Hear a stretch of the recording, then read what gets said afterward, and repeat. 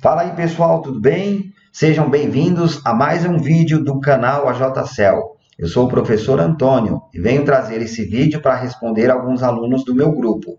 Ontem me perguntaram sobre a técnica de colocar tensão maior em uma linha onde tem capacitores em curto, para que esses capacitores aqueçam e vocês consigam perceber, através de dissipação de calor, qual capacitor está esquentando mais. Bom, a dúvida era a seguinte: posso colocar uma tensão de 4 volts numa linha de 1.2 volts?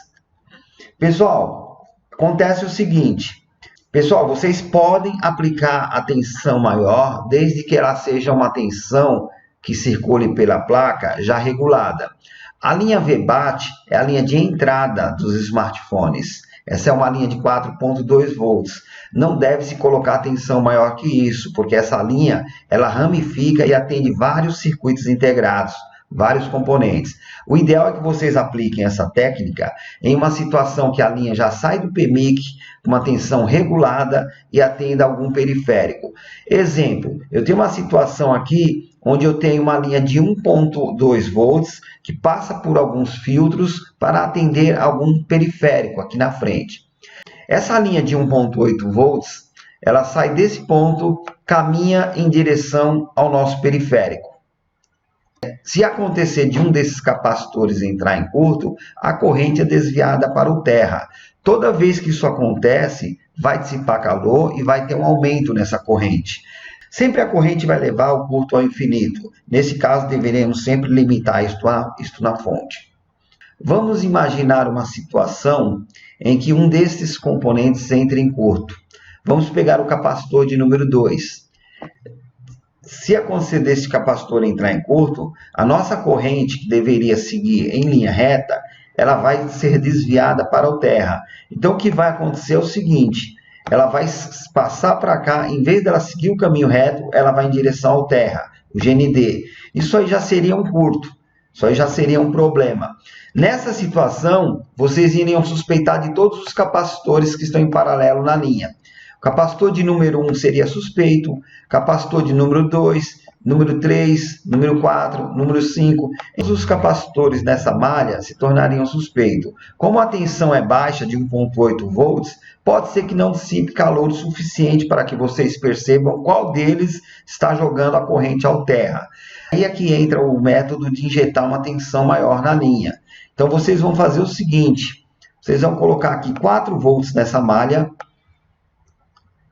Tá? A tensão ela vai passar com mais intensidade, e aí nesse ponto onde tem um capacitor em curto, vai gerar mais calor.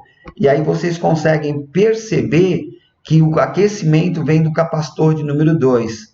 Não tem problema vocês colocarem 4 volts aqui na malha, porque a linha já está em curto, a linha já está aterrada. Se fosse uma situação normal, onde a linha estivesse conduzindo, esses 4 volts passando por ela, poderia chegar à frente algum periférico ou algum circuito integrado de uma forma excessiva. Isso poderia causar danos ao componente à frente. Mas se a linha já está em curto, se já está aterrada, 1 volts vai ao terra, 2 volts vai ao terra e 4 volts também a corrente vai em direção ao terra. Tá? Então não tem problema, vocês podem utilizar sempre 4 volts nas malhas maiores, porque se a linha já está em curto, ela não vai prejudicar o circuito, ela vai sempre em direção ao terra. Sempre os elétrons procuram o caminho mais fácil. Nesse momento do curto, o caminho mais fácil é o terra, é o GND. Então vocês podem colocar assim. Vocês não devem colocar uma tensão maior do que o valor nominal da linha quando a linha está boa, tá? Nesse caso ela vai conduzir. A ideia é só colocar a tensão maior na linha que está em curto, porque o curto já está direcionando isso ao terra, ok?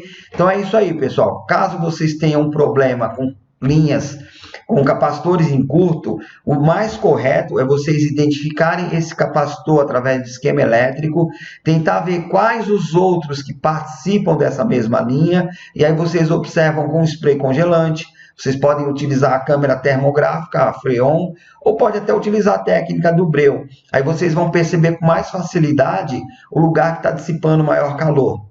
Estão gostando dessa aula? Ajuda o canal a crescer, compartilha esse vídeo, dá um like, se inscreve no canal e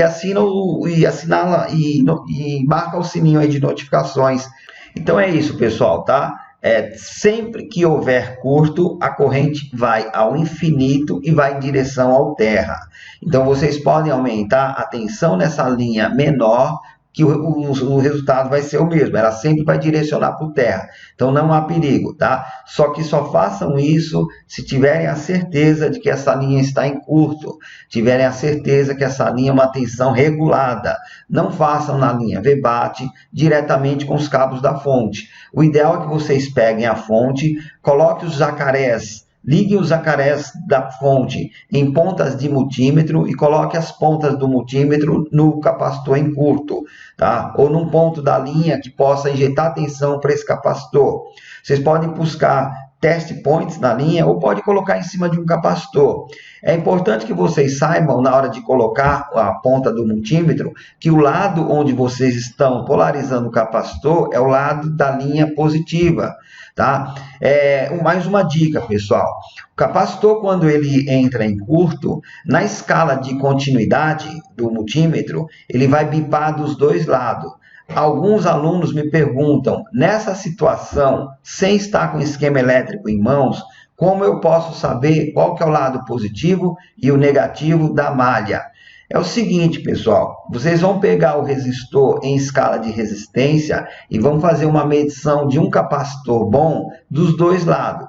Vocês vão perceber que o terra vai dar um valor bem próximo de zero, tá? Quando vocês pegarem um capacitor em curto, onde ele bipa dos dois lados, vocês podem fazer o mesmo teste na escala de resistência, não na escala do bip. Vocês vão medir a resistência. O lado que for o terra, ele vai dar o mesmo resultado, o mesmo valor, algo próximo de zero. O lado que não é terra, mas no momento está aterrado, vai dar uma resistência um pouco maior. Esse lado que der a resistência um pouco maior é o lado positivo, é onde vocês vão injetar a tensão. Então, tem duas formas de vocês fazerem isso.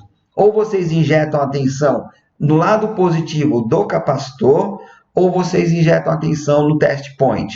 Mesmo o capacitor sendo cerâmico, que não é polarizado, quando ele está posicionado na placa, ele tem um lado positivo e um negativo, quando ele está em paralelo. Então, isso é muito importante vocês saberem. Pessoal, obrigado, espero que ajude e a gente se vê no próximo vídeo. Até mais!